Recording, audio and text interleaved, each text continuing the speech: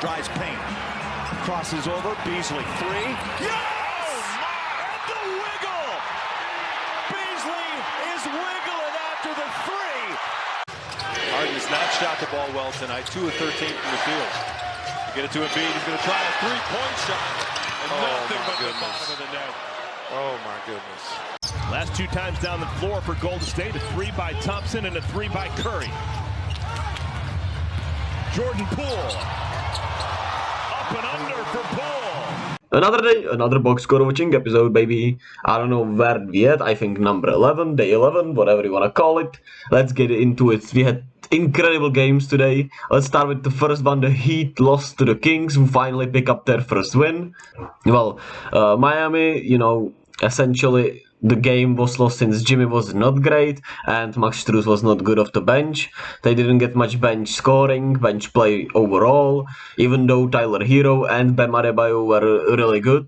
And the Kings finally win their first game. Keegan Murray continues his impressive start to his rookie season, to his career, 22 points, 8 of 13. Domantas Sabonis was pretty solid. De'Aaron Fox got 17-13. He was not great today though. Kevin Huerter was the real star of the game. 7 threes, 27.7 assists. He was actually not horrible on defense also.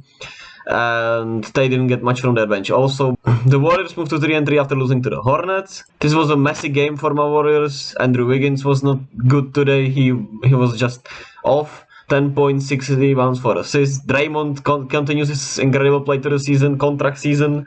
12, 8, and 6, but he's the only one out there really locked in defensively, as there are so many defensive lapses, defensive miscommunications, and just bad defense overall.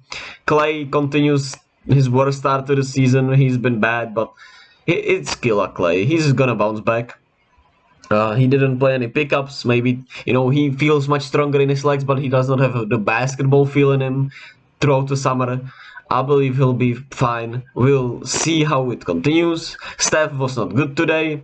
He was forcing threes to, try to hero ball the game. 31, 11, and 6. He was not, horrible by any means, but for his standard, this was a bad game. At least he got the counting stats for my MVP, MVP push eventually. Jordan Poole was really good today. He tweaked his ankle. Appears to be fine. Ty Jerome played solid minutes. He was really good out there for the Warriors. 7 points, 2 assists. Pretty okay defensively. JaMychal Green didn't score, but he's still so good for them. I would like to see more of him maybe. James Wiseman and Kuminga got just 4 minutes, 2 minutes. There are some growing pains with the rookies, but early in the season for them and for me to count them out. But for many a surprise, but for me not really, with how the Nets have been playing the Pacers. Get one on them in Brooklyn and move to 3-4. As Chris Duarte was back in the starting lineup, he was still not good, but at least he made some clutch threes. His 3-point percentage was really good. Also 9 points. Jalen Smith was not great offensively, but he rebounded well, he defended pretty well. Isaiah Jackson took up the slack with 18 and 10 as a center. Buddy Hield continues to shoot hot. And Tyrese Haliburton, not a double-double this time, but 26, 6, and 8. 3 steals, 6 of 10 from the 3-point line. He's sensational. Such a great player, and it's great, to see him thrive here. The Pacers are not bad by any means. They're playing some really solid ball with the contribution of Bennedict Mathurin also, who I thought was gonna have a bounce back game after a few rough games out there. 32 points, 5 rebounds, 2 assists, 6 of 9 from the 3-point line. Sensational play from Tyrese and Bennedict Mathurin to secure the win against the Nets. As for the Nets, KD was not good. He's been bad on defense. Was not efficient today. 26, 5, and 2, 3 steals, 4 blocks. Royce O'Neal was pretty solid, but their defense just stinks. Kyrie, well, I don't want to talk about Kyrie, no matter how good he was. Ben Simmons, 9, 8, and 9. He was pretty okay out there. Still, the defense is just bad. The offense is just also bad. It's just not fun to talk about them, so I'll just leave it at that. The Sixers pick up a win in Chicago the Sixers pick up a win in Chicago as Joel Embiid sings the hearts of the Bulls fans with a game-winning 3-pointer, 25, 7, and 4. PJ Tucker was better out there, played less minutes also, which I like to see. Matisse Thybulle played a lot more. Even though, you know, he obviously didn't contribute offensively, he was solid out there defensively. Tyrese Maxey struggled after 40-point game, but still contributed somewhat. James Harden also was not, you know, efficient or great offensively, but, you know, playmaked as well as he could. But the bench finally showed out. Georges Niang 15 points, DeAnthony Melton 10 points, Shake Milton played 6 points. The bench held them in, and they shot 48% from the 3-point line, which will always bode well.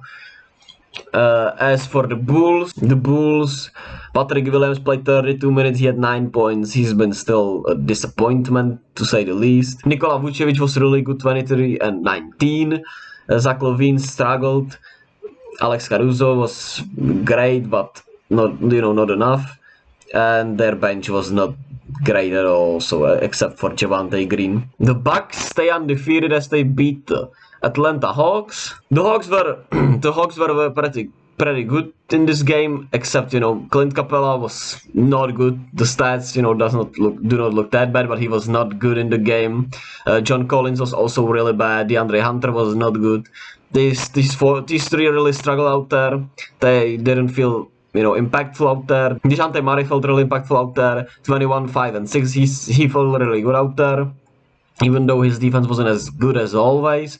Trae Young, 42, 6, and 5. He shot the lights out. Missed some clutch shots maybe, but he was, you know, carrying a huge load. Justin Holiday off the bench was really good, and Onyeka Okongwu was also impressive. As for the Bucks, Jrue Holiday had his best game of the season, 34, 2, and 12. Sensational game from him, and Giannis struggled early, was not great until the fourth quarter, where he got more calls, made more free throws, essentially took over the game. 34 and 17. He looks poised for another MVP award with how he, how easily he's playing, how easily he walks into 30 points.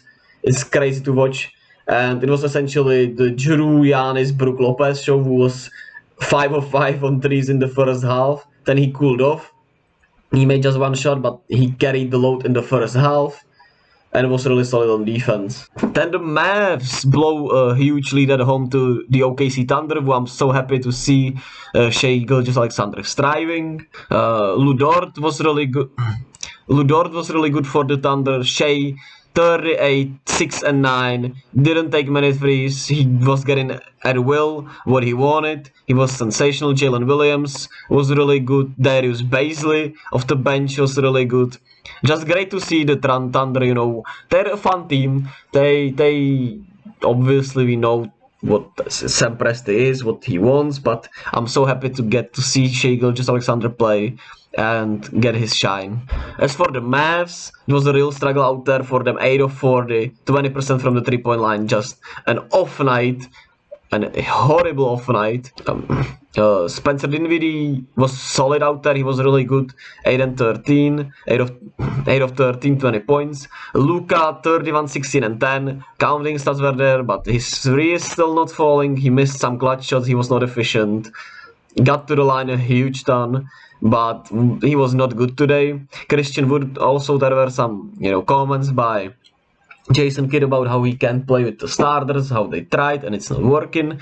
So there's something to watch about for Christian Wood, even though he's been, you know, lights out for them to start the season. To something to watch about his attitude. The Jason Kidd comments, we'll see what gets out of there. And the last game of the day, the Utah just keep winning as they beat the Ja Morant-less Grizzlies, who are tough as hell. Even without Ja Morant, Dillon Brooks went for 30 points. He was really great out there even after a rough start. Desmond Bane, 32 points, 6 rebounds. His shot was not as good today. He made some clutch. He didn't make some clutch threes. Just not enough for him. Tyus Jones, 23 and 10. I feel like he's such a great player.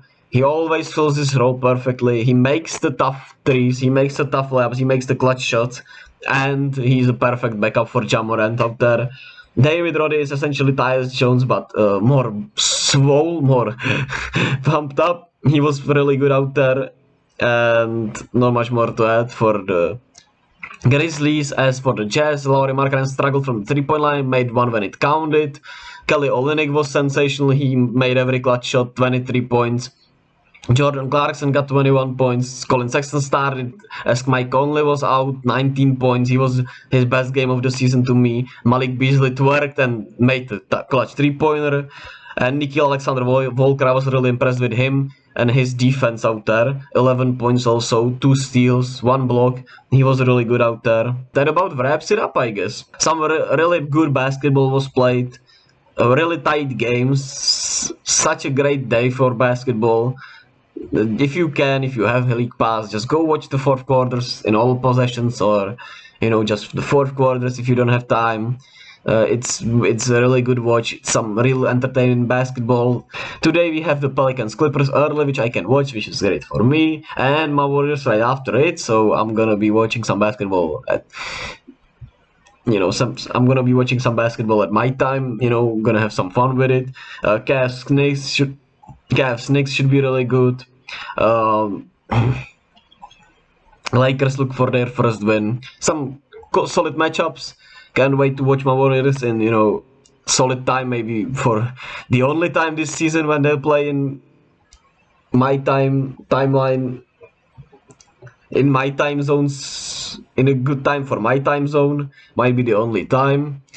I'm gonna make sure I enjoy it as much as I can, and I'll see you all tomorrow.